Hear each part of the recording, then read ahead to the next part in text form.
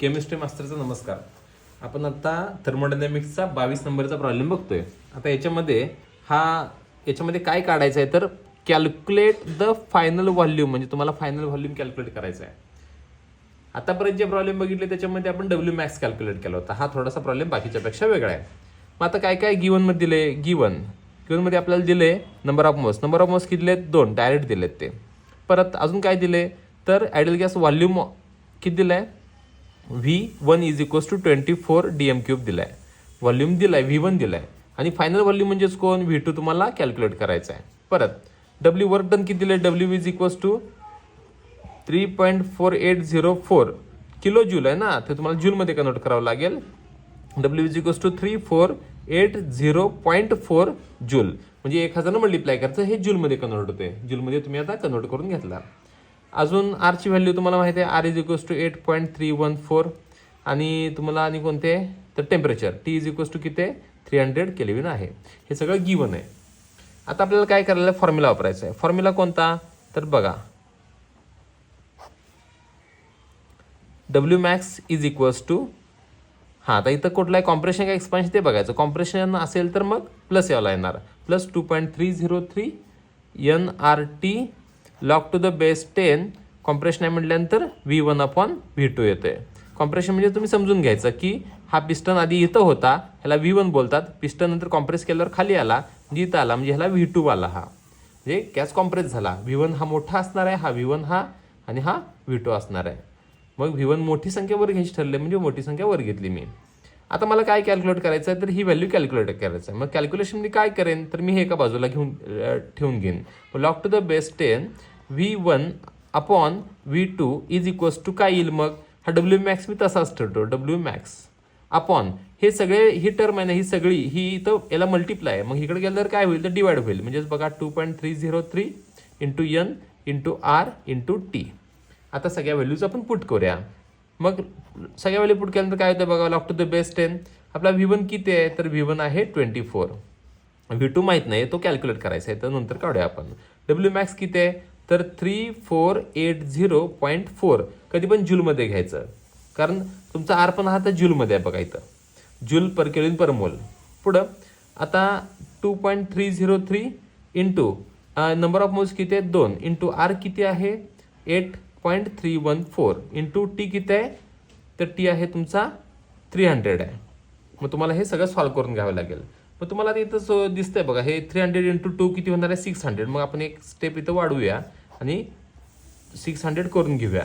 तुम्हाला कळावं मी एक्स्ट्रा लिहितोय 3480.4 2.303 इंटू 2 इंटू 300 किती 600.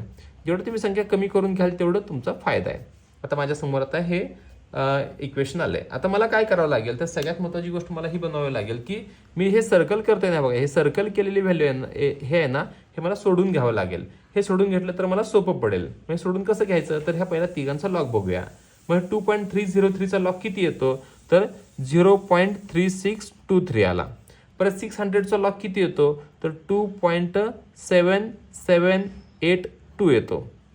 परत 8.31चा लॉग किती येतो 0.9198 येतो, 9198. आता या सगळ्यांची काय करायची सम करायची, कारण हे तिघांचं पण मल्टिप्लिकेशन आहे. तर यांची किती येते तर 3060.4 ह्याची सम आली.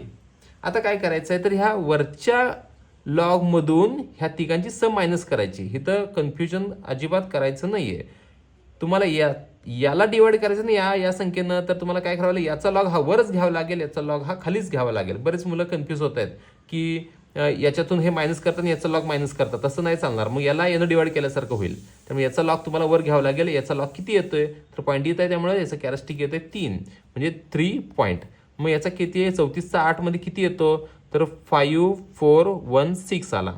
आता मायनस किती आला, ह्या तिघांची लॉगची सम किती आल्या तर 4.0614 आलाय. त्यातनं मायनस केलं मग हे किती येते तर बघा बरं 3184.12. आता ह्याचा काय बघावं लागेल तुम्हाला तर ह्याचा अँटीलॉग बघावा लागेल. अँटीलॉग बघायचा याचा. अँटीलॉग कसा बघायचा 48चा 1 3 मध्ये अँटीलॉग बघायचा. तर ह्याचा अँटीलॉग किती येतो 3029 येतो. 12 असल्यामुळे 0 पॉईंट, याचा अँटीलॉग आला हा. आता हा याचा आन्सर आलं. म्हणजे तुम्ही लिहिताना काय लिहिणार मग, log to the base 10 24 divide by V2 is equals to 0.3029. म्हणजे ह्या सर्कल केलेले व्हॅल्यू आहे ना, ह्याचा आन्सर इथं आलाय बघा हे. आता मी काय करेन, तर लॉग इकडून इकडे ज्यावेळेला येईल ना त्यावेळेला अँटी लॉग होईल. इथं बरेच कन्फ्यूज होतात. बऱ्याच जण वाटतं की मी इथं अँटी लॉग बघितलंय, आता का बघायचा. तुम्ही इथं बघितलेलं हे कुणी विचारलंय तुम्हाला, ह्याचा काही संबंधच नाहीये. वर काय केलं कुणी विचारलंय, मग हे तुम्हाला तुमच्यासमोर एवढंच इक्वेशन आहे आता. मग तुम्ही लॉग इकडनं इकडे आल्यावर काय होईल, तर इथं 24 डिवाइड बाय V2 लॉग इकडनं जेव्हा इकडे येईल त्यावेळेला बनेल तो अँटी लॉग बनेल. Anti log 0.3029. मग आता ह्याचा अँटी लॉग बघायचा, 24 divide by V2 is equals to त्याचा अँटी लॉग किती येतो, तर याचा अँटी लॉग बघताना 30चा 2.9 मध्ये अँटी लॉग बघायचा. मग 30चा 2.9 मध्ये अँटी लॉग किती येतो, तर तो येतो 2.008 येतो. आता काय करावं लागेल, V2 इकडे घ्यायचा, हे इकडे घ्यायचं, म्हणजेच कोण, V2 is equals to 24 divide by 2.008. आता बघा, तुम्हाला जर आन्सर काढायचं असेल तर ह्या 008ला तुम्ही हे कन्सिडर केलं नाही तर तुमचा आन्सर 12 येणार आहे, 12 लिटर येईल. पण आता आलंय तर मी तुम्हाला तुमचं कॅल्क्युलेशनचा सराव व्हावा म्हणून मी याचं कॅल्क्युलेशन करून दाखवतो. हा पॉईंट नॉट 8 मुळे जरा थोडंसं 12पेक्षा उत्तर कमी येणार आहे. तर ते कसं काढायचं बघूया. मग कसं काढणार, तुम्ही याचा लॉग बघणार, याचा लॉग बघणार, वजा करणार. मग याचा 24चा लॉग किती येतोय, तर याचा लॉग येतोय तो 1.3802 मायनस याचा लॉग किती येतो, तर याचा लॉग येतो 0.3027. मग यांचा आन्सर किती आला, तर 5770.1. याचा काय बघायचा आता, अँटी लॉग बघायचा. 07चा 7 मध्ये अँटी लॉग किती येतो, तर 1195 येतो. 1 पॉईंट आहे म्हटल्यानंतर 11.95. म्हणजे तुमचा V2 वाला जो आन्सर आला तो किती आला, 11.95 लिटर. लिटर म्हणजेच DM क्यूब, डेसिमीटर क्यूब. तुमचं उत्तर आलं 11.95 लिटर. म्हणजेच फायनल व्हॉल्यूम आहे तो 11.95 लिटर आहे. थँक्यू.